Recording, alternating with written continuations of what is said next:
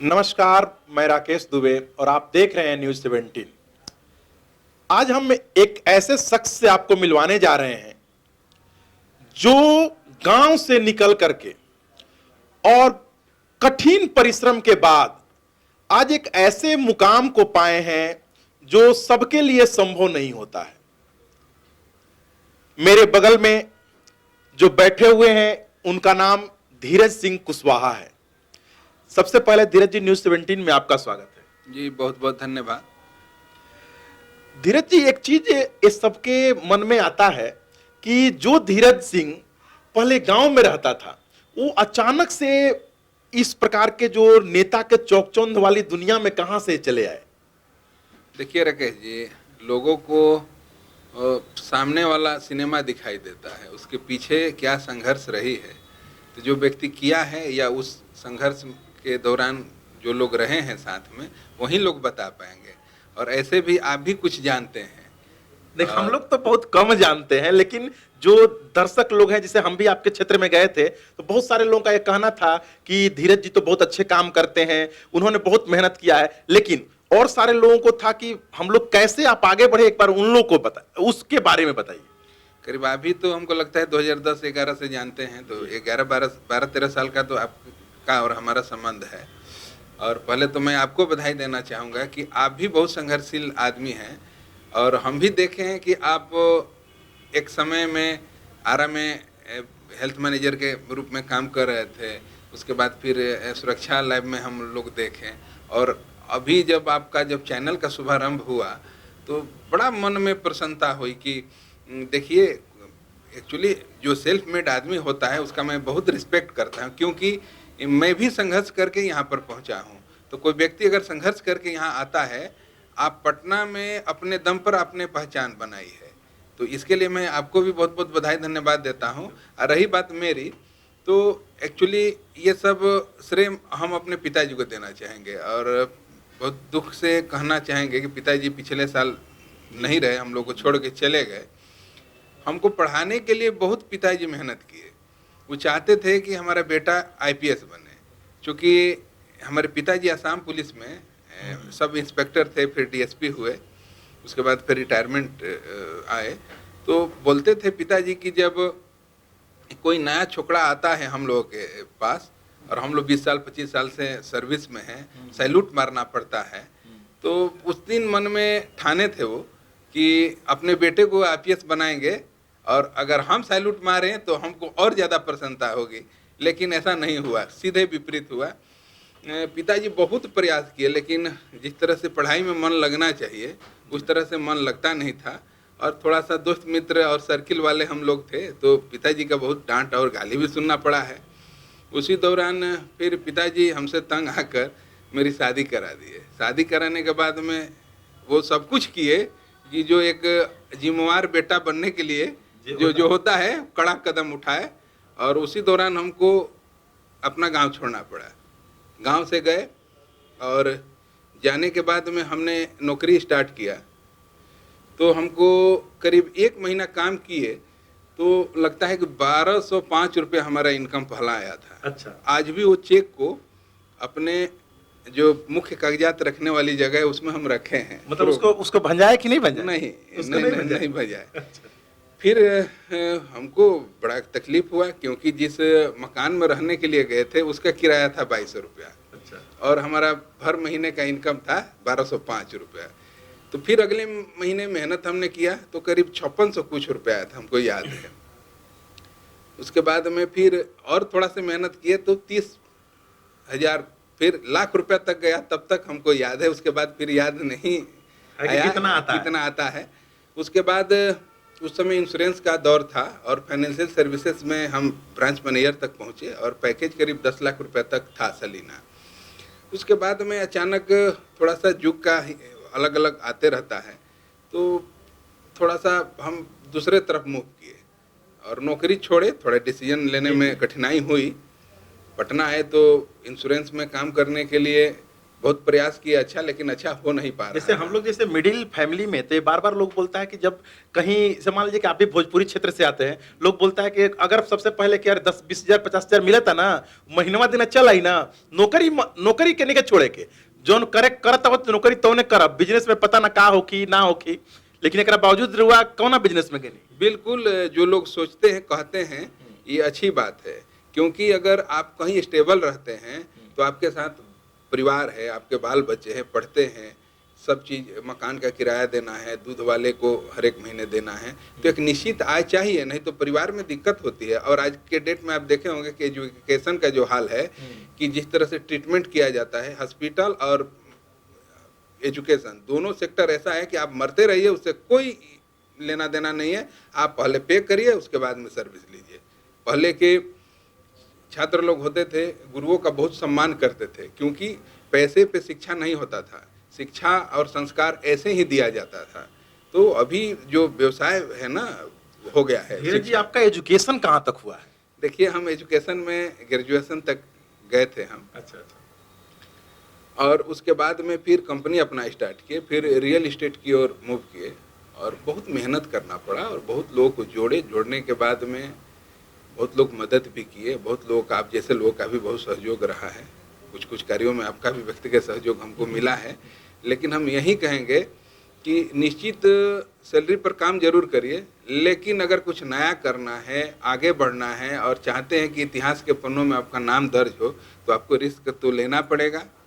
आप देखे होंगे, इतिहास रहा है कि जो व्यक्ति राजा बनने के लिए चला, तो कभी सिंहासन पर भी बैठा, और कभी जंगल में वनवास भी काटा, और क्या बोलते हैं, घास की रोटी भी खाना पड़ा, और फिर 20,000 50,000 सेना बनाकर फिर आक्रमण किया, पुनः फिर स्थापित हुआ।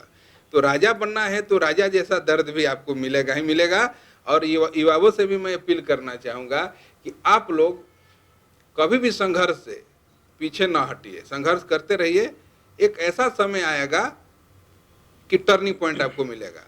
क्या लगता है कि ये राजनीति जो आप कर रहे हैं, इसमें कितना जल्दी हम लोग देखें कि कहीं ना कहीं आप कुछ अच्छे जगहों पर नजर आएंगे? देखिए राकेश बाबू, एक्चुअली हुआ क्या कि कंपनी चलाते थे या नौकरी भी करते थे, तो हम थोड़ा सोशल टाइप से थे, आप भी जानते हैं।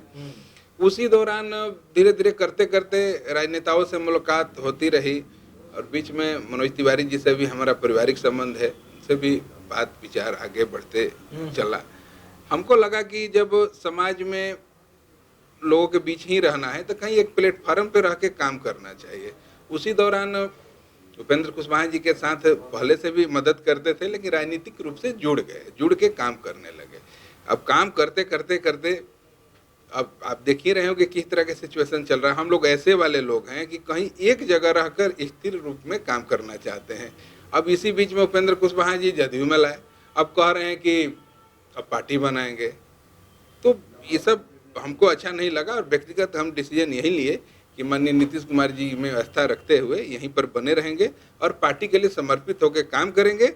जो भी पार्टी जिम्मेवारी देगी उसको ईमानदारी पूर्वक माननीय प्रदेश अध्यक्ष उमेश कुशवाहा जी और राष्ट्रीय अध्यक्ष श्री ललन कुमार जी के नेतृत्व में काम करेंगे, पार्टी को मजबूत करने का काम करेंगे। क्योंकि हम भी कुछ समाज से आते हैं, और लोग कुछ समीकरण की पार्टी है जदयू। आगे जो भी आएगा चुनाव, उसमें हम लोग बढ़ चढ़ के काम करेंगे, और बिहार में महागठबंधन की सरकार है, प्रयास यही है कि 40 में 40 सीटों पर विजय प्राप्त करें। अच्छा, एक चीज और बताइए कि आप नेतागिरी करते करते घर में तो समय दे नहीं पाते होंगे, तो उस समय घर परिवार की तरफ से क्या, मतलब कितना कठिन लोग बोलता होगा कि नहीं घर में नहीं आते हैं या घर में समय नहीं दे पाते क्योंकि आप ज्यादा बाहर रहते हैं? बिल्कुल, जब नौकरी भी हम करते थे तो उस समय हमको ड्यूटी करना पड़ता था, और प्राइवेट सेक्टर में आप जानते हैं कि अगर कंपनी 50,000 रुपये देती है तो आपसे 5 लाख रुपया वसूलती है। तो उस समय भी हम लोग जब घर से निकलते थे तो बच्चे सोए रहते थे, और जब घर में प्रवेश करते थे तो बच्चे खा पी कर सो गए रहते थे। लेकिन अभी तो बहुत मौका मिल जाता है, जब भी पटना में रहते हैं, जब भी कुछ मौका मिला तो बच्चों के साथ चले गए। आज भी हम सुबह स्कूल गए थे, बच्चे का एडमिट कार्ड लेना था, लिए, साइन करना था, अटेंड किए और फिर आए। तो व्यस्तता तो रहती है, लेकिन सबको से हम यही कहना चाहेंगे कि व्यस्त जरूर रहिए, लेकिन परिवार बाल बच्चों का जरूर ख्याल रखिए, इसलिए कि वही मुख्य पूंजी है। बच्चे जो हैं, हम इसी को पूंजी मानते हैं कि अगर बच्चा अगर आपका सक्सेस हो गया, माता पिता के लिए करे ना करे वो अलग मैटर है, लेकिन अगर खुद अपने पैर पर खड़ा होकर और अपना जीवन सुखद जीने लगा तो माँ बाप को इससे बड़ा संतुष्टि कुछ नहीं मिल सकता है। इसलिए परिवार ही धन है, और आप जानते हैं कि कफन में जेब नहीं होता है, ऊपर कुछ तो लेके जाना है नहीं, इसलिए इसी विचार से चलते उपेंद्र हैं। कुशवाहा जी के पार्टी मतलब आपको उन्होंने पार्टी में ले गए, लेकिन अब आज जब वो पार्टी बदलने की बात कर रहे हैं तो आप बोल रहे हैं कि नहीं हम पार्टी में मतलब जदयू के साथ में ही रहेंगे, तो ये उपेंद्र कुशवाहा जी को कहीं ना कहीं तो ये आहत करेगा। देखिए, उपेंद्र कुशवाहा जी को हम लोग अपना अभिभावक मानते थे। आप समझिए कि जदयू में विलय हुआ तो हमको लगता है कि 20-21 महीना हुआ होगा। इतने कम दिनों में फिर इसी तरह से जो इतिहास रहा है कि जब जब उपेंद्र कुशवाहा जी कमजोर हुए, माननीय नीतीश कुमार जी के पास गए, और माननीय नीतीश कुमार जी भी वो हमको बहुत अच्छे से पता है और देखे भी हैं साथ रह के कि बड़ा उपेंद्र कुशवाहा जी को मानते हैं। शुरुआती दिनों से आप देखे होंगे कि जिस समय इनको कोई नहीं जानता था, सब लोग जानते थे उपेंद्र प्रसाद सिंह, लोग जानते थे कि राजपूत समाज से हैं। अब नीतीश कुमार जी लाए और इनका नाम बदले उपेंद्र कुशवाहा किए, नेता प्रतिपक्ष बनाए। नेता प्रतिपक्ष बनाने के बाद में उपेंद्र कुशवाहा जी के दिमाग में एक बात बैठ गई, खुद स्वघोषित वो मुख्यमंत्री का कैंडिडेट हो गए। और परेशानी यही है और कोई बात नहीं है। आप समझिए बिहार का जो स्थिति अभी आप देख रहे हैं, जो समीकरण देख रहे हैं, अभी जो एनडीए के साथ पहले था, अभी राजद के साथ है। राजद बड़ी पार्टी है, जदयू का भी आंकड़ा कम है। समझना चाहिए, काम करना चाहिए। अभी आप आए, पार्टी का विलय किए, आप अभी आगामी जो 2024 का लोकसभा चुनाव है उसमें आप लग भिड़ कर मेहनत करते, उसके बाद जो परिणाम आता तो खुद दिखता। क्या लगता है कि उपेंद्र कुशवाहा को पार्टी छोड़ने के बाद कुशवाहा का जो वोट है बहुत सारा नीतीश कुमार की तरफ से कट करके कुशवाहा जी को मिलेगा? बिल्कुल नहीं। उपेंद्र कुशवाहा जी का आप इतिहास पूरा उठा के देख लीजिएगा कि केवल 2 बार अपने से जनता के द्वारा निर्वाचित हुए हैं। एक विधायक जब बने थे और एक जब सांसद बने थे तब। उसके बाद में हमेशा माननीय नीतीश कुमार जी के कृपा से ही सदन में जाने का काम किए। अभी फिर पार्टी का जब विलय किए, विलय करने के उपरांत उन्होंने इच्छा जताई कि हम 3 सदन चले गए हैं, चौथा सदन जो होता है उच्च सदन बोला जाता है विधान परिषद में, उसमें भेजने का काम किए। लेकिन इतना जल्दी मोहभंग नहीं होना चाहिए था। आप रहते, हम अभी बात को दोहराना चाहेंगे कि जो आगामी जो 2024 वाला चुनाव है उस चुनाव में आप लड़ते, लोक कुछ समीकरण को मजबूत करके जब 40 में 40 सीटों पे विजय प्राप्त कर लेते, उसके बाद में आप हक मांगते तो समझ में आता। हक मांगना पड़ता है, हक मांगना नहीं पड़ता, आपको हमेशा हक दिया गया है। और अब जो हक मांग रहे हैं उसका स्पष्ट रूप से आपको खुलासा करना चाहिए कि कौन सा हक मांग रहे हैं। अपने लिए मांग रहे हैं कि अपने कार्यकर्ताओं के लिए मांग रहे हैं कि अपने समाज के लिए मांग रहे हैं। अभी जो समय था, आपको पता होगा कि आयोग का गठन कुछ हुआ है, अभी बहुत बड़े पैमाने पर आयोग का गठन होने वाला है, 20 सूत्री का गठन होने वाला है, लेकिन बीच में ही झगड़ा कर बैठे। अब झगड़ा कर लिए तो आपको कुछ मिलेगा, आप यहाँ से चले जाएगा तो कुछ कार्यकर्ताओं को तो मिलने वाला है नहीं। आप देखिएगा बीजेपी के साथ जाके मिलेंगे और बीजेपी को अगला बार सरकार में लेकर के आएंगे। देखिए अभी बात हमारी खत्म नहीं हुई है। अभी समय था कि आप मुख्यमंत्री जी के पास जाते, 15-20 जो आपके कार्यकर्ता लोग हैं जो कि 15-16 सालों से आपके साथ संघर्ष कर रहे हैं, उनके लिए कुछ कहते कि हमारे 10 लोगों को आयोग में जगह दे दिया जाए, 10 लोगों को 20 सूत्री में जगह दे दिया जाए। जो कार्यकर्ता 20 सालों से, 18 सालों से, 15 सालों से आपके साथ एड़ी रगड़ के बूढ़ा हो गया, उसके भी बच्चे हो गए, बच्चे का भी बच्चे हो गए, अब कोई आपके साथ झंडा उठाने के लिए तैयार नहीं है। आपको पहले कार्यकर्ताओं के लिए करना चाहिए था।